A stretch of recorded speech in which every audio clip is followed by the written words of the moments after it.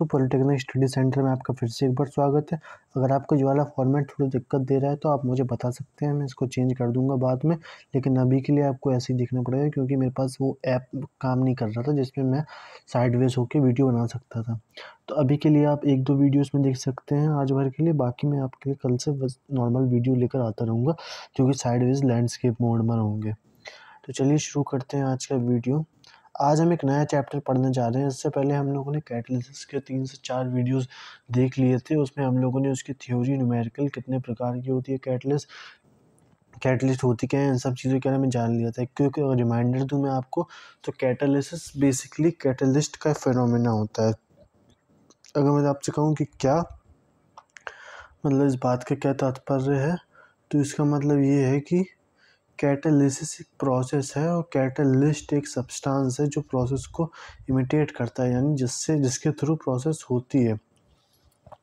तो इसी को हम कहते हैं कैटालिसिस। लेकिन आज का हमारा टॉपिक ये नहीं है, आज का हमारा टॉपिक दूसरा है। यहाँ पर हम पढ़ने जा रहे हैं डिफरेंट केमिकल रिएक्शंस के बारे में। डिफरेंट केमिकल रिएक्शंस यानी अलग अलग तरह की कितने रिएक्शन होती हैं हमारे पास। सबसे पहले हम जानेंगे कि इस चैप्टर में हम क्या क्या पढ़ेंगे। तो चैप्टर एट ए ग्लांस में हम लोग देख लेते हैं। यहाँ पर क्या जानने वाले हैं, chemical reactions, dissociation, decomposition, oxidation, reduction, इन सब चीज़ों के बारे में हम जानेंगे इस वीडियो में। चलिए शुरू करते हैं। सबसे पहले देखते हैं क्या हमको बताया जा रहा है। यहाँ पर लिखा हुआ, कलर चेंज कर देता हूँ मैं आपके लिए, अगर आपको दिक्कत दे रहा है तो। कौन सा कलर में लिखूँ मैं? पर्पल। चलिए इससे देखते हैं। यहाँ पर अ रिएक्शन विच,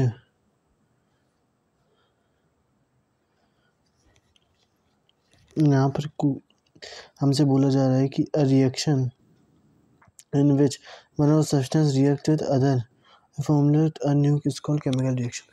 बेसिकली क्या होता है, जब एक सब्सटेंस दूसरे सब्सटेंस से मिलता है और एक नया सब्सटेंस बनाता है यानी कंपाउंड बनाता है, उसे हम केमिकल रिएक्शन कहते हैं। वैसे ये लेमन लैंग्वेज में रिएक्शन सही है, मतलब डेफिनेशन सही है कि एक में आप ए में आपने बी मिलाया तो हमको C+D देखने को मिला।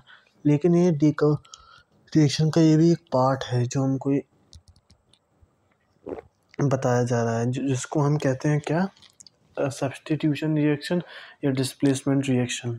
क्योंकि इसके बाद भी कई सारी रिएक्शन होती हैं जिसमें ए से हमको B+C मिलता है या B+C से हमको एक ए मिलता है। तो इन टाइप की रिएक्शन को भी अलग अलग होती हैं, ये भी हम पढ़ेंगे। एक होती है डिकम्पोजिशन रिएक्शन, जहाँ पर टूट जाता है एक, मान लीजिए CaCO3 CO2 + CaO में टूट गया हीट करने पर, तो ये अलग रिएक्शन हो गई अपनी। तो ऐसे ही हमको डिफरेंट रिएक्शंस के बारे में पढ़ना है और इसके बारे में हम जानेंगे। तो यहाँ पर केमिकल रिएक्शन क्या होती है। Chemical reaction is different types. Addition reaction, substitution, reversible, irreversible. पहले रिवर्सिबल और इरिवर्सिबल के बारे में जान लेते हैं। रिवर्सिबल रिएक्शन वो होती हैं जिनको हम रिवर्स कर सकते हैं, जब जैसे कि the reaction which is both direction, forward and backward. For example अगर मैं आपसे कहूँ कि मैंने आपको एक कंपाउंड दिया ए, एक कंपाउंड दिया बी, तो उससे आपको मिला सी। ए दिया मैंने, बी दिया, उससे आपको मिला सी। लेकिन अगर मैं आपसे कहूँ मैं आपको पहले सी कंपाउंड दे दूँ, उसके अलावा जो भी करके आपको ए और बी बनाना है, तो ये एक रिवर्सिबल रिएक्शन होगी। इरिवर्सिबल रिएक्शन क्या हो जाएगी, जब आप A+B से B+C नहीं बना पा रहे हैं, मतलब इसको हम रिवर्स नहीं कर पा रहे हैं, तो ये वो रिएक्शन हो जाएगी। तो ये आप जान सकते हैं, काफ़ी इम्पोर्टेंट यहाँ पर हमारे पास चीज़ है ये। इसके बाद सिंपल जाते हैं एडिशन रिएक्शन में। एडिशन रिएक्शन बेसिकली क्या होती है, हमने दो चीज़ें ऐड करी, इसको मैं लिख देता हूँ यहाँ पर। हम लोगों ने दो चीज़ें यहाँ पर ऐड करी, हमको यहाँ पर C मिल गया, ये हमारी एडिशन रिएक्शन हो गई सिंपली। सब्स्टिट्यूशन रिएक्शन क्या हो गई, बहुत ही सिंपल एग्जांपल दी गया है, CuSO4 + Fe + CuSO4। क्योंकि Fe था वो रिएक्टिविटी के टेबल में ऊपर आता है Cu कॉपर से, इसीलिए उसने उसको रिप्लेस कर दिया। इसे हम सब्स्टिट्यूशन रिएक्शन कहते हैं। और रिवर्सिबल और इरिवर्सिबल के बारे में तो हम लोगों ने पढ़ ही लिया था। इसी के बाद हम आगे आते हैं, यहाँ पर क्या पढ़ेंगे, effects of Mendeleev periodic table. जो अभी हम पीरियोडिक टेबल पढ़ते हैं वो मेंडलीव की है। इससे पहले भी कई सारे लोग आए थे जिन्होंने उन्हें अपना प्रपोजिशन दिया था इसके बारे में कि पीरियोडिक टेबल को कैसे बनाया जा सकता है। लेकिन इनका सबसे अच्छा माना जाता है क्योंकि इन्होंने एटॉमिक नंबर के आधार पर, एटॉमिक नंबर के बेसिस पर हमको बताया था कि ऐसे भी इनको अरेंज किया जा सकता है, यानी ऐसे भी एलिमेंट्स को अरेंज किया जा सकता है। तो यहीं से हम इनके बारे में पढ़ते हैं और इनकी पूरी थियोरी निकल कर आती है। Position of hydrogen in the periodic table was not certain age defined. ये जो है ये इसलिए सर्टेन नहीं है हाइड्रोजन की, कुछ बेसिकली कुछ डिफेक्ट्स हैं, मतलब कुछ लिमिटेशंस हैं इनकी, जो चीज़ें एक्सप्लेन नहीं कर पाई, क्योंकि अभी भी हम मेंडलीव की पीरियोडिक टेबल ही यूज़ करते हैं, सबसे अच्छी इन्हीं की मानी जाती है अभी तक की, लेकिन तब भी थोड़े थोड़े इन कन्फ्यूजन है। फॉर एग्ज़ाम्पल हाइड्रोजन एक मेटल है, लेकिन इसके बावजूद हाइड्रोजन एक गैस है, और उसके बावजूद एक और चीज़ निकल कर आती है कि हाइड्रोजन के आउटर मोस्ट शेल में 1 इलेक्ट्रॉन है, तो इसके अकॉर्डिंग तो ये हैलोजन में आना चाहिए, लेकिन ये आता है फर्स्ट ग्रुप में। तो ये भी चीज़ इसमें कंफ्यूज करती है, एक अनसर्टिनिटी पैदा करती है इसकी पोजीशन से रिलेटेड। तो ये चीज़ इसकी निकल कर आती है। इसके बाद it is not certain in certain pair of element increasing atomic number masses was not obeyed.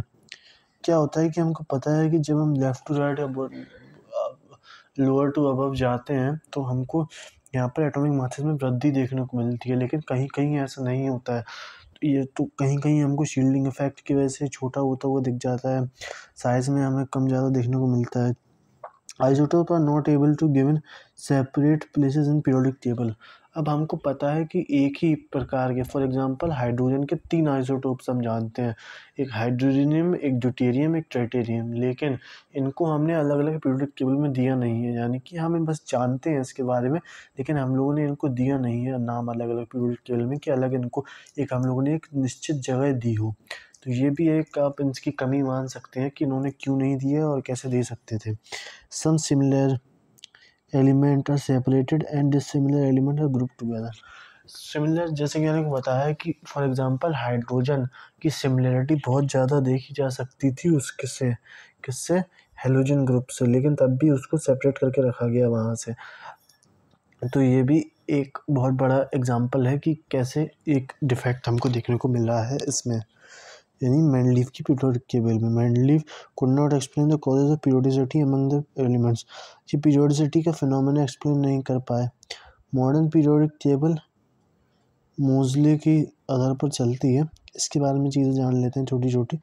In 1942 Moseley gives the based of the atomic number. The modern periodic the atomic and the physical properties व the element of periodic function of the atomic numbers. लेकिन यही चीज़ पहले जो आए थे उन्होंने atomic masses के हिसाब से दी थी। There are 7 periods and 9 groups.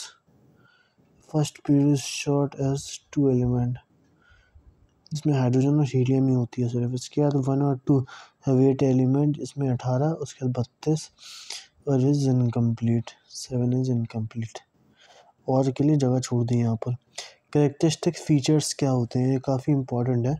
जहाँ तक की चीज़ें आपने पढ़ी ली होंगी अभी तक, लेकिन अगर आपने नहीं पढ़ी है तो आप यहाँ पर देख सकते हैं, चीज़ें काफ़ी आपको इंपॉर्टेंट देखने को मिल जाएंगी। The number of valence electrons in the elements increase 1 to 8 on moving from left to right. Left to right move करने पर हमारे एलिमेंट का इंक्रीज होता है वैलेंसी 1 to 8, क्योंकि हमको पता है यहाँ पर 9 ही ग्रुप हैं हमारे पास। 1 to 8 जाएंगे तो हमको सारे कवर हो जाएंगे वहाँ पर। तो ऐसे करके हमको एक देखने को मिलता है एक चेंज। इसके बाद the valency of element increase from 1 to 4 then decreases from 0 from moving left right in the period with respect to hydrogen. Atomic size, electropositive characteristic, metallic characteristic, reducing nature, the element of basic all decrease from left to right. ये एक period characteristic है कि सारी चीज़ें left to right जाने पर decrease होती हैं। इसके बाद electronegative nature, non right to left increases. तो ये भी एक चीज़ है, आप इसे पढ़ सकते हैं, याद रख सकते हैं। ये क्या आपको थोड़ा क्लियर नहीं है यहाँ पर, चलिए काम चला लेंगे, कोई दिक्कत नहीं है।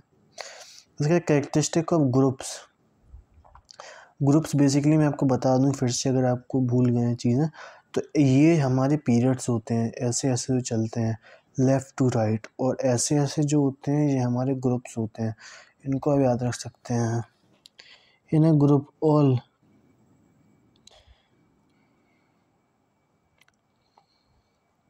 in the group all the elements have same number of valence electron and hence have almost same chemical properties. तो ये बेसिकली एक छोटा सा हमको ये एक प्रॉपर्टी लिख कर दी हुई है इन्होंने कि कौन से वो कहलाएंगे, ग्रुप कहलाएंगे और कौन से क्या कहलाएंगे।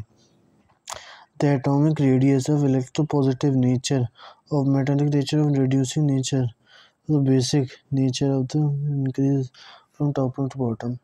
टॉप टू बॉटम में बेसिकली यहाँ पर चीज़ें बढ़ती हैं घटती हैं। फॉर एग्जांपल साइज़ बहुत ज़्यादा बढ़ जाता है टॉप टू बॉटम जाने में। Negative potential electronegativity non metallic character acidic nature oxidise down the group. यहाँ पर डिफरेंट चीज़ें हमको बताई जा रही हैं। ये काफ़ी इंटरेस्टिंग चैप्टर है। यहाँ के कई सारे प्रॉपर्टीज़ आप पढ़ चुके हैं पहले से अपनी किताबों में, आप 12th तक ये पढ़ते हुए ही आ रहे हैं। यहाँ पर हमको बस थोड़ा ब्रशअप करना है अपनी चीज़ों पे, आप रेडी टू गो होंगे। और अगर आपको नहीं पता तो मैं तो फिर आपको फिर से रिमाइंड करवा दूँ कि हमारा कोर्स आ चुका है और हमको यहाँ पर कई सारे पर्क्स मिल रहे हैं जिसमें मैं आपके लिए 24 घंटे अवेलेबल रहूँगा। अगर आप हमारा पेड कोर्स लेना चाहते हैं तो आप बिल्कुल अवेलेबल हैं, अब बिल्कुल इसमें स्वागत है आपका। आप आ सकते हैं, ले सकते हैं, एंजॉय कर सकते हैं। क्योंकि क्या होता है ना यार, देखो अभी हमको करना है, अच्छे से पढ़ाई करना है। ऐसा तो है नहीं साल में 2 बार होना है। अगर आपका नहीं होता है तो आपको पूरी लाइन ही आपकी बदलना पड़ जाएगी। क्योंकि आजकल के पेरेंट्स कभी भी एक साल तक आपको पॉलिटेक्निक के लिए बिठाने के नहीं रख सकते। वो आपसे यही कहेंगे कि बेटा आप ये पढ़ लो, वो पढ़ लो। तो इसी के बाद आपको एक दिक्कत हो सकती है आगे चल के फ्यूचर में। कि मान लीजिए आपने अगर इसी में आपका फ्यूचर बनाने का सोच के रखा है और आपको कुछ और करना रह जाए तो आपके लिए काफ़ी दिक्कत हो सकती है। तो आप एंजॉय करिए, कोर्स लीजिए, अफोर्डेबल प्राइसेस में है, कुछ ज़्यादा दिक्कत नहीं होगी आपको। धन्यवाद, मिलते हैं अगली वीडियो में।